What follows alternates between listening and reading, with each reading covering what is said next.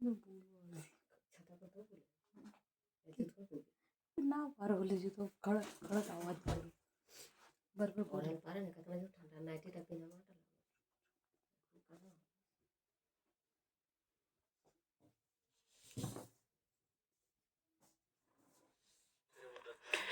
Good evening बेटा। Link बनने में 5-10 मिनट लग जाते हैं। चलो, मॉडर्न हिस्ट्री हम पढ़ रहे थे और शिवाजी हमने सब कुछ पढ़ लिया था। पूरे भारत में स्वतंत्र राज्य कैसे विकसित हुए औरंगजेब की मौत के बाद, जिनमें हमने बंगाल को पूरी डिटेल से पढ़ा, लड़ाई झगड़े देखे, फिर कभी मीर कासिम, कभी मीर जाफर, कभी सिराजुद्दौला, कभी मुर्शीद कुली खान, और फाइनली हमने देखा कि इलाहाबाद की संधि में बंगाल, बिहार, उड़ीसा की दीवानी चली गई अंग्रेजों के हाथ से इनके हाथ में, ये हमारे बादशाह के हाथ से BIC के हाथ में। खत्म कहानी। फिर हमने पढ़ा था 1761 में मैसूर में एक नया यंग नौजवान, जिसने पहले सैनिक के रूप में, और फिर देखा कि भाई ये दो भाई जो नंदराज और ये देवराज थे, ये तो उतने इंटेलिजेंट थे नहीं, वाडियार वंश के। तो इन्होंने क्या किया, अपने खुद की इंडिपेंडेंट एक सिटी बसा ली, मैसूर। लेकिन फिर आंगल मैसूर युद्ध करते करते पिताजी और बेटा हैदर अली टीपू सुल्तान 1799 में मारे गए। यानी ध्यान से देखो तो सिर्फ 30 साल की इनकी कहानी थी। 1761 में पिताजी हेड बने और 1799 में बेटे को मार डाला गया। तो ये हिस्सा भी अंग्रेजों के हाथ, बंगाल, बिहार, उड़ीसा वाला का एरिया भी, यहाँ मैसूर भी। हैदराबाद ने ज्यादा हाथ पैर नहीं मारे। निजाम उल मुल्क 1724 में बसाया था, बहुत जल्दी अंग्रेजों की अधीनता मान ली कि ठीक है, जैसा आप कहेंगे वैसा करेंगे, उनकी सहायक संधि में आ गए। इसके बाद हमने देखा था कश्मीर की तरफ, पंजाब की तरफ सिख साम्राज्य था, और सिखों में जो था महाराजा रणजीत सिंह। कैसे, पहले हमने पढ़ा था 10 गुरु हुए, फिर गुरु जो थे उनके 5वें गुरु का मर्डर हो गया, तो छठे ने कहा कि अब मैं सैन्य जाति में बदलूंगा। फिर 9वें का मर्डर हो गया, तो फिर 10वें वाले ने कहा कि सिर्फ सैन्य नहीं, राजनीति में भी एक्टिव होना पड़ेगा। तो एक राजनीतिक और सैनिक शक्ति बना दिए 10वें गुरु जी ने कहने पर। लेकिन फिर 10वें के बाद कोई गुरु ही नहीं थे, तो 11वें नंबर पर जो आए वो नेता थे, बंदा बहादुर। और इस तरह से सिखों की भी कहीं ना कहीं एक कमजोर कड़ी बने नेताओं का, कोई बड़े ताकतवर नेता का ना होना, जिस कारण फिर विदेशी अटैकर्स आते रहे। बाद में सिख 12 मिसलों में बटे, जिनमें सबसे इंपॉर्टेंट सुकर चकिया मिसल थी, जिसमें महाराजा रणजीत सिंह के दादाजी का बड़ा अहम योगदान था। फिर महाराजा रणजीत सिंह ने बहुत बढ़िया काम किया, अंग्रेजों ने इनके सामने कभी हिम्मत नहीं दिखाई, और सतलुज नदी से ऊपर का एरिया अंग्रेजों ने ले लिया, और ये महाराजा रणजीत सिंह जी ने, और नीचे का एरिया अंग्रेजों ने। ये सारी कहानी मैंने आपको पढ़ा दी थी। उसी सीरीज में हम पढ़ रहे थे मराठे, और मराठों में हमने पढ़ा था कि जीजाबाई बड़ी समझदार एक महिला थी, हिंदू धर्म सनातन में बहुत अखंड विश्वास रखने वाली। लेकिन उनके पति जो थे वो परिस्थितियों को फील करते थे, और उन्होंने कहा कि नहीं, इस तरह से कट्टर बन के लाइफ नहीं बीतेगी। उन्होंने अपने पड़ोस में ही सेनापति का एक पद संभाल लिया। कहीं ना कहीं मुस्लिम एरिया में वो अधीनता मान गए। बाद में जब उनके बेटे की शादी हुई तो जीजाबाई जब जवान हुआ बेटा, अलग हो गई कि नहीं, मैं अपने बेटे को नहीं चाहती कि उस पर इस तरह का कोई विदेशी या कोई दूसरी कम्युनिटी के लोगों का दबाव बने, और मेरा बेटा अपने सनातन परंपरा को फॉलो करेगा। तो वहीं से फिर पुणे के आसपास की कहानी, और आगे फिर धीरे धीरे इनका आगे बढ़ना। मैंने सुनाई थी आपको कहानी, शिवाजी ने यंग एज में 12-13 साल के थे तब से फिर काम किया। फिर धीरे धीरे 20 साल के होते होते किसी किसी आसपास के जो लोग थे, मतलब राजा थे लोकल एरिया में, उन सबके किले जो थे इन्होंने देखा कि बने हुए हैं, जहाँ ढंग से प्रशासन नहीं चल रहा, छीन लिया, उस पर कब्जा किया कि भाई मैं अच्छे ढंग से चलाऊंगा, और चलाया भी। फिर हमने देखा था कि औरंगजेब उस टाइम पे दक्कन में था, 10 साल का गैप था दोनों में, लेकिन बहुत खुल के नहीं लड़े थे कभी। उस बीच में औरंगजेब के जो है पिताजी, ये लगा लीजिए, जब ये यंग एज के ही थे तब उनके पिताजी गुजरने की खबर आई, तो औरंगजेब का सारा ध्यान तो अपनी भी प्रॉपर्टी, इतनी बड़ी प्रॉपर्टी, शिवाजी को उस टाइम ग्रोथ करने का टाइम मिल गया। शिवाजी ने एक फिर आदिल शाही था ना, अफजल खां, बहुत तगड़ा आदमी, उसको कैसे मैंने बताया था, कैसे अपने हाथ में छिपा के वो पंजा जैसा था उससे मार डाला। फिर सारे में फैल गया कि भाई अफजल मर गया, अफजल मर गया, तो शिवाजी में कुछ तो है। लेकिन तब तक ये महाराज नहीं थे। फिर हमने पढ़ा था कि कैसे इनके शाइस्ता खां मामा आए थे औरंगजेब के, और कैसे उनकी उंगलियां कट गई थी रात में, उनके महल में 400 घुस गए थे, कह के कि बाराती हैं बाराती हैं। फिर हमने पढ़ा था ये अपना था ना, महाराजा जय सिंह को भेजा औरंगजेब ने कि आप जाओ। जय सिंह जी थोड़े समझदार थे, उन्होंने इनके साथ संधि की, और पुरंदर की संधि में कहा कि देखो भाई, तुम भी हिंदू हो, मैं भी हिंदू धर्म में विश्वास करता हूँ, लेकिन बादशाह के सामने झुकना पड़ेगा। और इनके 35 में से 23 किले ले लिए, 12 किले जो थे वो इनके पास छोड़ दिए। साधन घट गया, इनकम का साधन घटेगा तो फिर तो बड़ी सेना कैसे बनेगी। हाँ, एक मीटिंग अरेंज करवा दी जय सिंह जी ने अपने बेटे राज सिंह को कह के कि जो ये अपना आगरा है यहाँ पे एक मीटिंग फिक्स करवा दो औरंगजेब के दरबार में। जैसा एक्सपेक्ट कर गए थे शिवाजी महाराज की भाई मैं बराबरी पे मुझे बैठाएंगे, गले लगाएंगे, भाई ऐसा कुछ भी नहीं हुआ। और ये अपने 2000 मोहरें लेके गए, बहुत सारे गिफ्ट, तो कुछ भी नहीं, वो सारे नजराने ऐसे थे, तो बस एक हाथ ही ऊपर किया कि मतलब मैंने एक्सेप्ट कर लिया। बाद में फिर किसी के कान में कुछ कहा तो वो उसको ले जाके कहीं पीछे जहां वो मनसबदार खड़े थे वहां खड़ा कर दिया। तो शिवाजी को इतना एक्सपेक्टेड नहीं था कि इतना बेइज्जत कोई भी आदमी जाता है तो इज्जत तो चाहता ही है। और वहां से फिर मैंने आपको सुनाया था कि कैसे ये एक किले में बंद कर दिए और वहां से ये भेष बदल के भाग निकले। फिर इन्होंने बड़ी समझदारी से रास्ता नीचे का नहीं लिया, किले से भागे तो उत्तर भारत की तरफ, क्योंकि पता था कि औरंगजेब अगर पकड़ने आएंगे सैनिक उसके दक्षिण की तरफ घर की तरफ आएंगे। फिर उत्तर से होते हुए कहीं मुड़ते मुड़ते मुड़ते फाइनली चले गए। अच्छा, उस बीच में औरंगजेब बहुत कामों में इन्वॉल्व था, उसको ग्रोथ करनी थी तो उसका ध्यान ही नहीं था कि ठीक है भाग गया कोई बात नहीं, ज्यादा उसने स्ट्रिक्टनेस दिखाई नहीं। लेकिन फिर औरंगजेब के वहां से भाग के आने के बाद शिवाजी महाराज को फील हुआ कि औरंगजेब ने ये कह के मुझे बेइज्जत किया कि तुम कहाँ के राजा हो जो तुम्हें बराबरी पे बैठाऊं, तुम्हारे नाम क्या कि कहाँ किसने राजा लगा दिया। तो बेटा इन्होंने आके सबसे पहले सोचा मैं पहले पैसे इकट्ठे करूंगा, पैसे इकट्ठे करूंगा तो एरिया चाहिए। तो इन्होंने अब ये देखा कि मेरा एरिया तो इन्होंने कब्जे में कर लिया। इन्होंने सूरत शहर को लूट लिया। सूरत शहर तब व्यापारिक केंद्र था औरंगजेब का। तो इन्होंने सीधे सोचा कि औरंगजेब को ही मजा चखाता हूँ, उसने भाई मुझे किले में बंद किया था महल में, तो उसको लूट लिया, खूब धन उठाया वहां से। ये घटना है बेटा ये लगा लो 1674 से पहले की घटना। फिर इन्होंने अपने नाम के आगे जैसे खूब पैसा वैसा आ गया तो फिर इन्होंने एक बड़े प्रगाढ़ उस जमाने के माने हुए पंडित जी बुलाए, विश्वमोहन भट्ट, विश्वनाथ भट्ट करके उनका नाम था, और राजाभिषेक कराया, तुला दान करवाया। होता है ना भाई, एक तरफ राजा बैठेगा उतना गोल्ड जो है दान किया जाएगा। तो एक तरह से एक जो सभी करते थे उस काम में ये भी आ गए। और फिर इनके नाम के आगे कहा गया छत्रपति शिवाजी महाराज की जय। वहां से इनको फील हुआ कि अब मैं किसी को इंट्रोडक्शन दूंगा तो मैं ये नहीं कहूंगा कि मैं मराठा सरदार हूँ, कोई इज्जत ही नहीं करेगा। अब से मैं कहूंगा छत्रपति शिवाजी महाराज, ये मेरा नाम है। आपके नाम में वैल्यू होती है ना। जैसे आज कोई कहे कि मैं आईएएस नाम ले आगे, तो बेटा उसने आईएएस पहले बोल दिया तो अपने आप इज्जत बढ़ गई। कोई कहे कि मैं भारत रत्न प्राप्त करता या भारत रत्न अपना नाम ले तो इज्जत बढ़ गई। यानी आपकी पहचान आपके नाम से भी हो सकती है अगर उसमें कुछ खास जुड़ा हुआ हो तो इस तरह से इनके नाम है छत्रपति शिवाजी महाराज, आगे पीछे नाम के महाराज मतलब बड़े राजा और छत्रपति मतलब बड़े आदमी, एक तरह का पदवी थी ये। ठीक है, चलो पहले इतनी कहानी पढ़ते हैं फिर आगे बढ़ेंगे। तो आज हम शुरू कर रहे हैं 18वीं शताब्दी का स्वतंत्र राज्यों वाला लास्ट टॉपिक मराठा। 17वीं शताब्दी कब हुई? 1600 समथिंग में। तो पैदा तो 17वीं शताब्दी में हुआ, 1627 में, कहीं कहीं 1630 लिखा है। मुगल साम्राज्य के विघटन की शुरुआत के साथ ही देश में स्वतंत्र राज्यों की स्थापना का जो सिलसिला शुरू हुआ उनमें राजनीतिक दृष्टि से सर्वाधिक शक्तिशाली मराठा राज्य था। अब 17वीं शताब्दी में ऐसा नहीं कि विघटन एकदम से हो गया, नहीं नहीं नहीं, विघटन एग्जैक्टली हुआ 1707 में जब औरंगजेब मरा ना, उसके बाद फिर बेटा चीजें खत्म होती चली गई। औरंगजेब की सबसे बड़ी गलती कहते हैं इतिहासकार, अपनी प्रॉपर्टी को इतना बढ़ा लिया कि मैनेज ही नहीं कर पाया। अब बुजुर्ग हो गया, जैसे यंग एज में गुस्से वाला था, स्ट्रिक्ट था, तो लोग डरते थे। अब 90 साल में एक आदमी सोच रहा है मैं राज करूंगा। बेटा कितना ही अच्छा खाना खा ले, कोई कुछ भी कर ले, लेकिन फिर भी एक उम्र तो दिखाई देगी ना। धीरे धीरे आपकी डिसीजन मेकिंग स्किल कमजोर पड़ेगी, आपकी बॉडी पे कंट्रोल नहीं रहेगा। उस टाइम पे फिर आपको अपनी अगली पीढ़ी तैयार रखनी पड़ती है, तो इन्होंने वो तैयार नहीं की, इसका नुकसान उठाया। ठीक है, तो क्या कह रहे हैं, राजनीतिक दृष्टि से सर्वाधिक शक्तिशाली मराठा था। जो उनके बाद, वैसे तो सबके सामने यही लिखते हैं, सिखों को भी यही कह रहे थे, बंगाल बिहार उड़ीसा को भी यही कह रहे थे, इनको भी यही कह रहे हैं। मराठों के उत्कर्ष में क्यों आगे बढ़े? उस क्षेत्र की भौगोलिक परिस्थिति, ये एक पॉजिटिव था बेटा। जैसे ना मराठों का जो इलाका है महाराष्ट्र का, इसकी खास बात है पठारी है, और जो यहाँ पे हिल्स है ना, आप और मैं जाएंगे ना तो चलना बड़ा मुश्किल होगा अगर हम पहाड़ों में चलेंगे तो, पहाड़ियों में। लेकिन जो मराठे होते हैं ना, ये होते हैं ट्रेंड, ये गुरिल्ला की तरह, गुरिल्ला युद्ध तो करते हैं छिप छिप के पहाड़ों में, और उनमें कहते हैं कि जहां PEIC को समझ नहीं आता था कि रास्ता कहाँ जाएगा, उतने में तो भाग भूग के गायब हो जाते थे। तो इनके एरिया में इनको हराना नामुमकिन था। जैसे कि देखो शाइस्ता खां 2 साल पड़ा रहा, पकड़ ही नहीं पाया, फाइनली उंगली कटवा के भागी तो गया। अफजल खां इनके एरिया में मारा गया, बड़े बड़े नाम थे। इसका मतलब इनका जो एरिया था जिसमें इनकी चलती थी, इनको समझ थी, वो भौगोलिक परिस्थितियां पॉजिटिव थी इनके लिए। ये होती हैं भौगोलिक परिस्थितियां। औरंगजेब की हिंदू विरोधी नीतियां, अब ये तो थे हिंदू, भाई जीजाबाई ने अपने बेटे को राम और लक्ष्मण और यही तो सिखाए थे, हनुमान, तो वो तो हिंदू थे कट्टर। कट्टर तो नहीं कहेंगे, कट्टर तो नेगेटिव वर्ड होता है।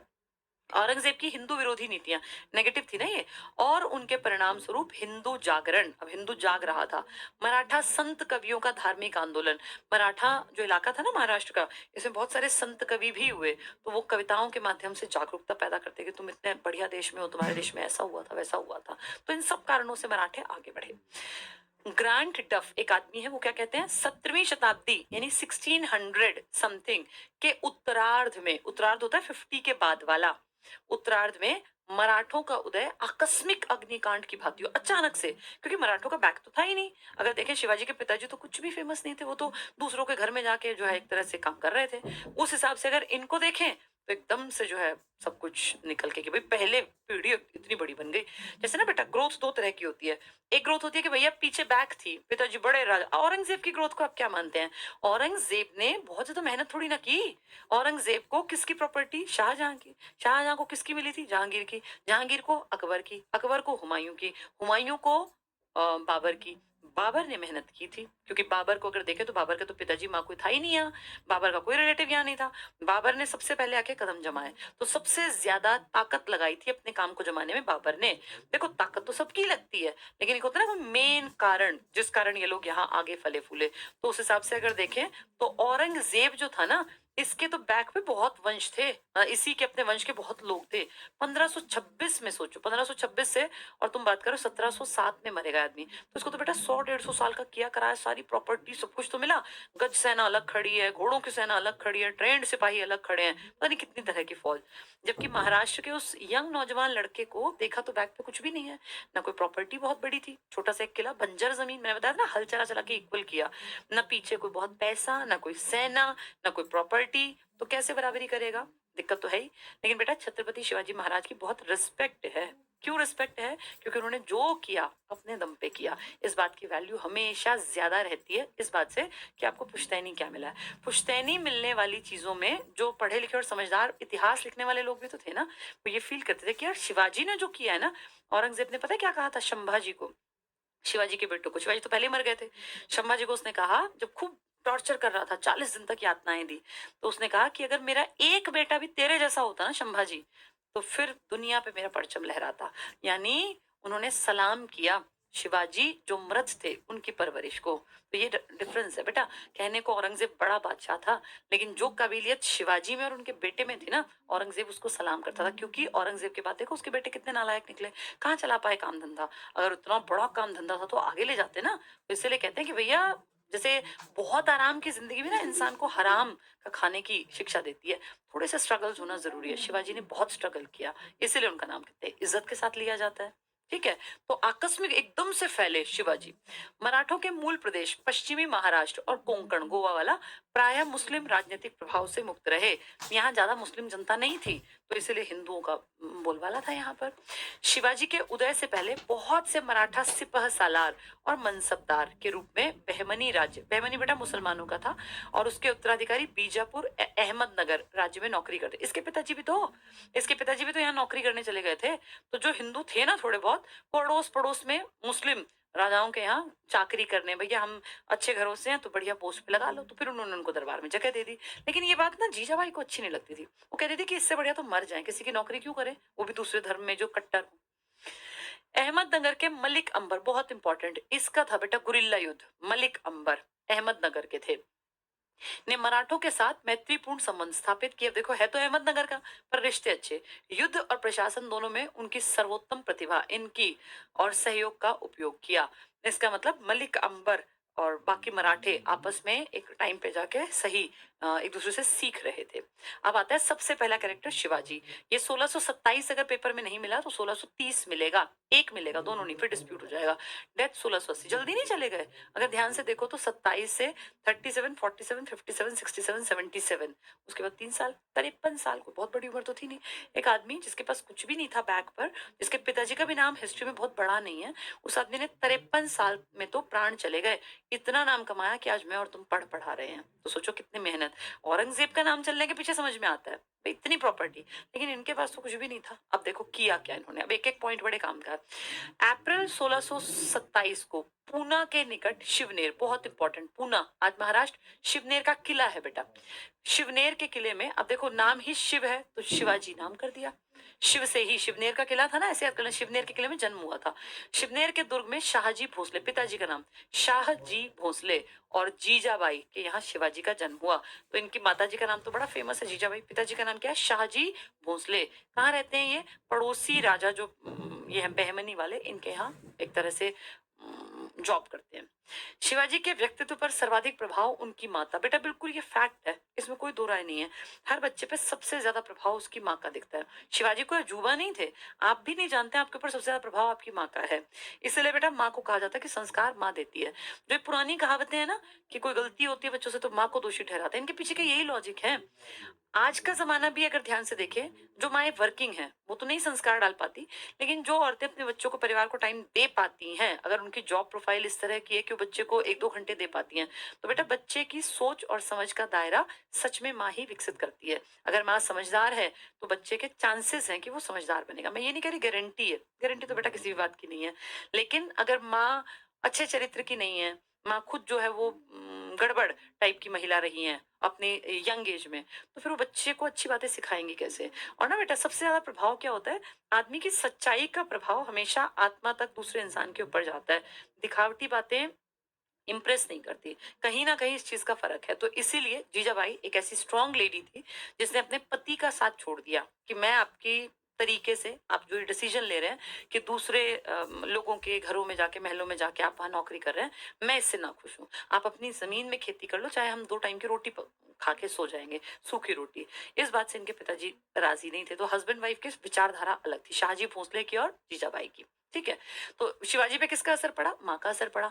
जीजाबाई और संरक्षक, संरक्षक होता है बेटा जो केयर करता है, और शिक्षक दादा कोंडदेव। अब देखो कहीं ना कहीं बाप तो बाप होता है। शाहजी भोसले ने जब अपने बेटे को, उनकी अपनी वाइफ को कहा कि तुम लोग चले जाओ, अगर तुम लोग भाई वहां रहना चाहते हो, तो उनको फील था कि एक औरत और एक 11 साल का बच्चा क्या ही करेगा। दादा कोंडदेव को उन्होंने कहा सर आप जाइए इसके साथ, मतलब जैसे जैसे दादा लिखा है ना, एक्चुअल में दादा नहीं थे ये कहते हैं कि इनके दोस्त थे। तो उन्होंने कहा कि सर आप ध्यान रखिएगा, मेरा बेटा मैं एक तरह से आप ही को सौंप रहा हूँ और केयर कीजिएगा। तो दादा कोंडदेव टीचर भी और एक तरह से गार्जियन भी का पढ़ा।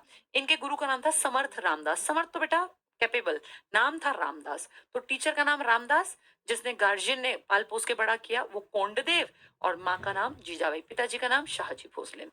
शिवाजी ने हिंदू पद, पद होता है स्टेज, बादशाही। तो एक वर्ड जैसे बादशाह था, हमने पढ़ा बादशाह, बाबर ने सबसे पहले कहा कि मैं बादशाह हूँ। ये इंडियन तो राजा वाजा थे, महाराज थे, मैं बादशाह हूँ।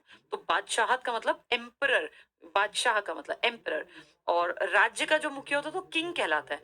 किंग का किंगडम होता है, किंगडम छोटा होता है, लेकिन बादशाह एम्परर तो बड़ी चीज है। तो इन्होंने भी अपने, भाई अपने पद की इज्जत करोगे, तुम खुद की इज्जत नहीं करोगे तुम्हारी इज्जत कौन करेगा। तो हिंदू पद था पादशाही, बादशाही नहीं पादशाही, इसको अंगीकार किया। गायों और ब्राह्मणों, आप सब जानते हैं हिंदू धर्म में गाय को माँ के बराबर माना जाता है और सर्वोच्च स्थान ब्राह्मणों को दिया जाता है। दोनों के लिए काम करेंगे, की रक्षा का व्रत लिया कि इनकी रक्षा करूंगा। और हिंदुत्व धर्मोद्धारक, यानी हिंदुओं के धर्म का उद्धारक, इसकी उपाधि धारण की। अपने आप कहा मैं हिंदू धर्मोद्धारक हूँ। ब्राह्मण की रक्षा करना, गाय की रक्षा करना, ये मेरे काम है। तो ये सारी चीजें शिवाजी ने की। शिवाजी का मुख्य उद्देश्य क्या था, मराठों की बिखरी हुई शक्ति, ये भी बिखर गए थे बेटा, मराठे भी आपस में इनके कलेश होकर बिखर गए। तो इसकी बिखरी हुई शक्ति को एकत्रित करके वापस महाराष्ट्र के दक्षिण भारत में एक स्वतंत्र राज्य की स्थापना करना। तो शिवाजी ने कहा भाई ये पूरी बेल्ट जो बिखरी पड़ी है, ये मुस्लिम बाहुल्य इलाके तक फैली हुई है, इसको मैं एक बनाऊंगा। तो ये इन्होंने सोचा। ठीक है, 1643 में सबसे पहले शिवाजी ने, अब सोचो 43 में, तुम सोचो 27 में पैदा हुए हैं, 27 से 37, 47, अभी 20 साल के नहीं हुए, अभी कितने यंग हैं। मैं सबसे पहले शिवाजी ने बीजापुर के सिंहगढ़, सबसे इंपॉर्टेंट पहला अभियान, तब इनकी उम्र बहुत कम थी बेटा, बीजापुर के सिंहगढ़ के किले पर, और 1646 यानी 3 साल के एक्सपीरियंस के बाद तोरण पर अधिकार स्थापित किया। ये किले हैं बेटा, तोरण का किला, सिंहगढ़ का किला। तो सबसे पहले इस लड़के ने, भाई पिताजी ने दिया एक किला, उसमें थोड़े से लोग थे, इतने रुपए नहीं आ रहे थे कि बड़ी फौज बने, सेना बने। तो क्या किया, भैया अपनी, अगर पीछे से बैक ना मिली हो तो खुद से काम करो। तो खुद से काम किया। काम क्या किया? पहला सिंहगढ़ के किले पे, कि भाई इस किले पे नालायक आदमी बैठा है, गलत एबिस में है, कुछ नहीं करेगा, इसको मार देते हैं, कब्जा करते हैं, अंदर प्रजा के लिए बहुत बढ़िया काम करेंगे। तो इन्होंने सबसे पहला अभियान चलाया कौन से सन में? 1643 में। 27 से 37, 38, 39, 40, 41, 42, 40, 16 साल के एक लड़के ने 11 साल में पिताजी ने भेज दिया था, 13 में शादी हुई, 16 साल क्या उम्र होती है बेटा? आप में से कितने लोग 16 से कई साल बड़े हैं? सोचो, 16 साल में उस लड़के ने सोचा कि मैं दूसरे किले पे अधिकार करता हूँ, 2 जगह मेरे किले हो जाएंगे, तो मेरे पास सोर्स ऑफ इनकम होगा। 16 साल के लड़के ने किला, कौन सा किला? सिंहगढ़। नाम में देखो शेर जैसा। जो पहला अटैक है वो सिंहगढ़ के ऊपर है। उसके बाद फिर थोड़ा सा बड़ा हो गया, अब ये तोरण पर अधिकार कर लिया। ठीक है, 1656 अब तो बड़ा हो चुका। तक शिवाजी ने चाकन, पुरंदर, तारामती, सूपा, तिकोना, लोहगढ़, ये जगह के नाम है, विभिन्न किलों पर अधिकार कर लिया। कहते हैं 100 प्लस किले इन्होंने छोटे छोटे छोटे बड़े बड़े बड़े ऐसे अपने एक्वायर कर लिए। लेकिन पहला पूछेंगे तो शेर के नाम पर सिंहगढ़ और तोरण। 16 साल में पहली बार सिंहगढ़ का किला इन्होंने अपने कंट्रोल में बिना किसी की मदद के जीत लिया। ठीक है, 1656 में शिवाजी ने जावली, एक मराठा सरदार चंद्रराव मोरे के अधीन, ये जीता। अप्रैल 1656 में उसी टाइम पर उसने रायगढ़ के किले पर अधिकार किया। बहुत इंपॉर्टेंट, रायगढ़, बाद में ये राजधानी बनेगी। पैदा कहाँ हुए थे? शिवाजी नाम था शिवनेरी के किले में। फिर हमने क्या पढ़ा? इन्होंने क्या किया शिवनेरी के बाद? अपने आसपास के किले कहीं कहीं जाना इंपॉर्टेंट है। पहला कौन सा था? शेर सिंहगढ़, फिर तोरण। अब थोड़े और बड़े हो गए तो ढेर किले अपने अंडर कर लिए। ठीक है, रायगढ़ ये भी इंपॉर्टेंट है बेटा, आगे जाके राजधानी बनेगी। 1657 में शिवाजी, अब सोचो 27 से 37, 47, 30 साल के शिवाजी पहली बार बीजापुर की तरफ से मुगलों से लड़ा। अब सोचो, बीजापुर भी मुसलमान और मुगल भी मुसलमान, मुगलों से लड़ेगा। मुगल कितने ताकतवर, किसकी तरफ से? बीजापुर। इसके पिताजी भी तो वहीं पे थे, हेड थे ना वहां के। तो ये, और जुन्नार को लूटा, एक एरिया को लूटा। कुछ समय पश्चात मुगलों के उत्तराधिकारी युद्ध का लाभ उठाकर, जब मुगलों में कलेश छिड़ रहा था, औरंगजेब कह रहा था मेरी प्रॉपर्टी, और इसके 2-3 भाई कह रहे थे मेरी प्रॉपर्टी मेरी, उस टाइम पे इसने फायदा उठाया। इन्होंने क्या किया? लाभ उठाकर उन्होंने कोंकण पर भी विजय प्राप्त कर ली। तो कोंकण यानी गोवा। तो पहले महाराष्ट्र की एक छोटी सी बेल्ट में थे, फिर क्या क्या जीतते जा रहे थे? पुणे का तो इनको मिला था पिताजी से। फिर इन्होंने देखो क्या नाम था इसका? सिंहगढ़ का, तोरण का, ऐसे करके ढेर सारे किले। अब क्या कर रहे हैं ये? अब ये कोंकण यानी गोवा भी इन्होंने, देखो कि एक बच्चे के अंदर अगर उसके अंदर काबिलियत है और उसको अगर स्ट्रगल भी करना पड़ता है, तो देखो कैसे नाम कमा रहा है। औरंगजेब इससे ज्यादा धनी था, विलासी था, बहुत बहुत ऐश्वर्य था। लेकिन औरंगजेब और शिवाजी में से अगर ध्यान से देखो तो जिंदगी को ज्यादा बेहतर तरीके से जी के, जो आज भी इज्जत के साथ नाम लिया जाता है महाराष्ट्र के बच्चे बच्चे की जबान पर, छत्रपति शिवाजी महाराज की जय, ये है।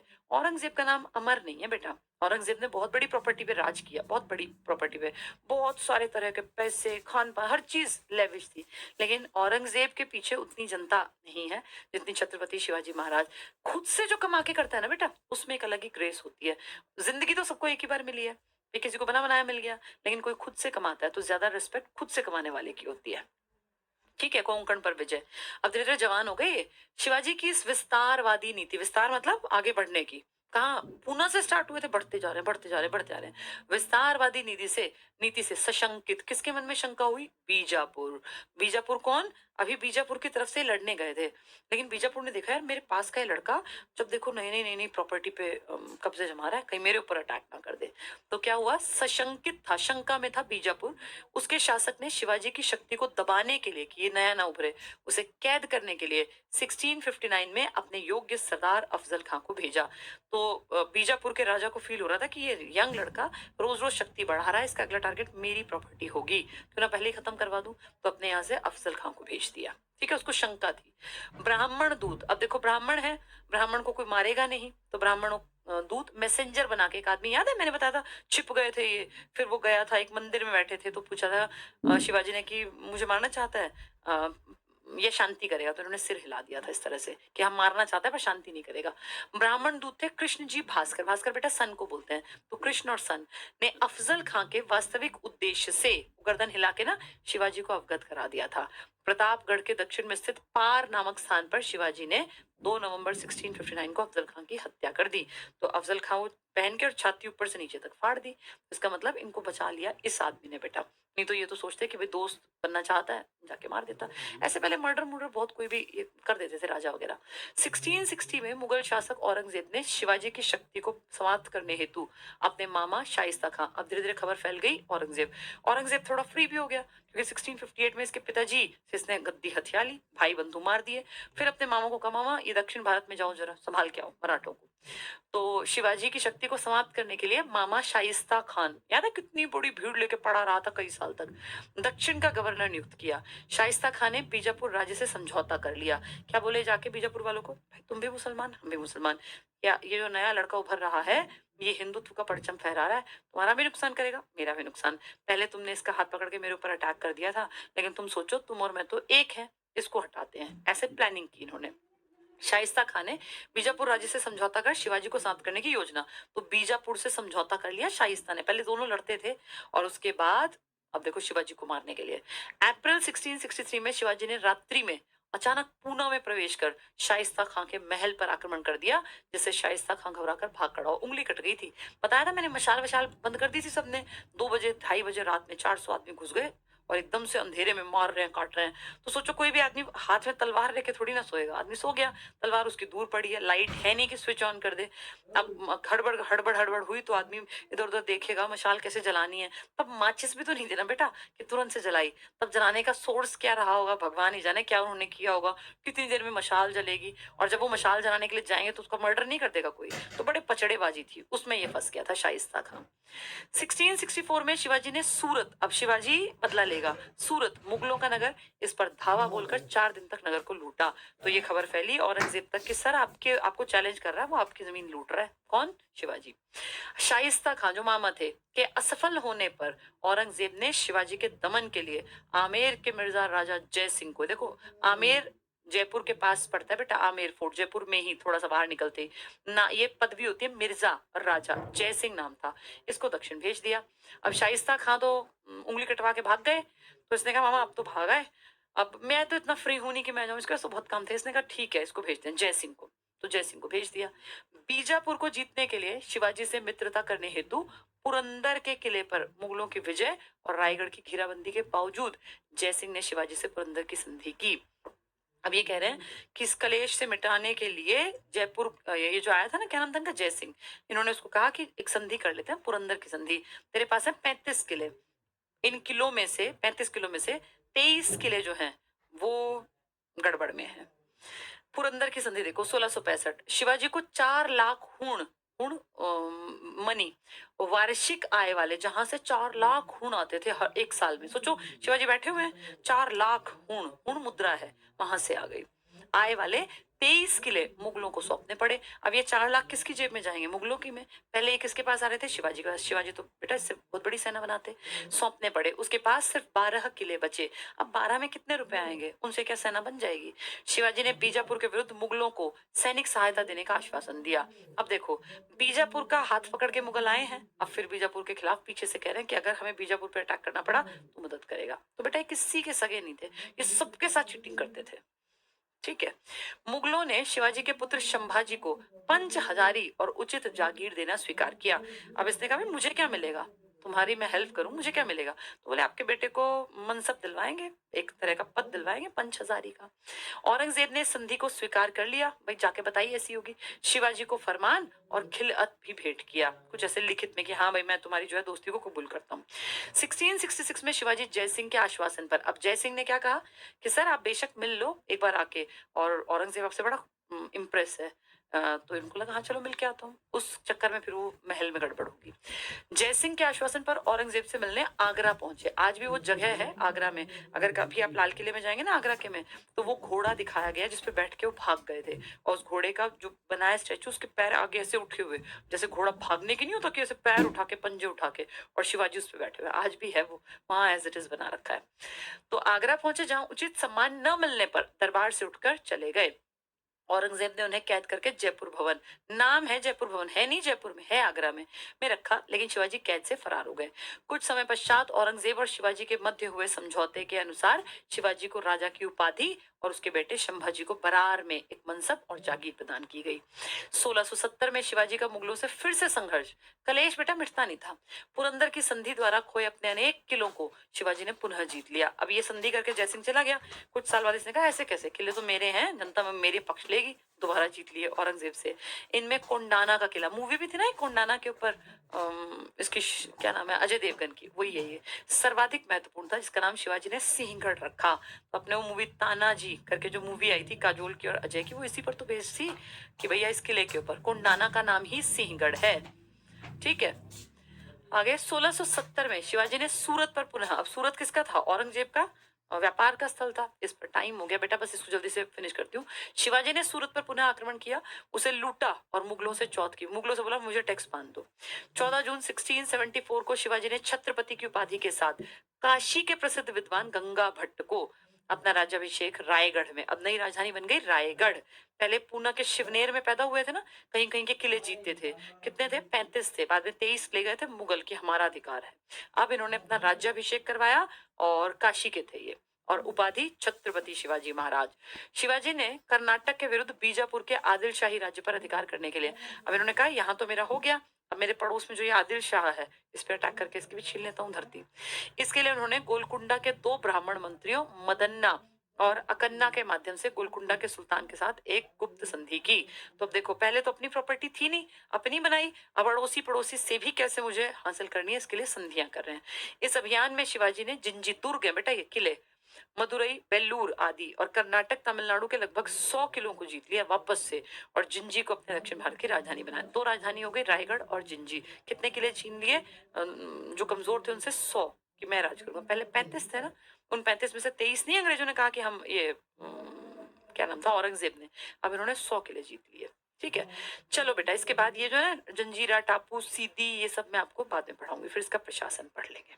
ठीक है, चलो आज के लिए इतना ही, हमने किताब से पढ़ लिया। इसकी पीडीएफ लग जाती है हमारी, ठीक है, पीडीएफ लगा देते हैं बेटा हर क्लास में, वो आप देख सकते हो।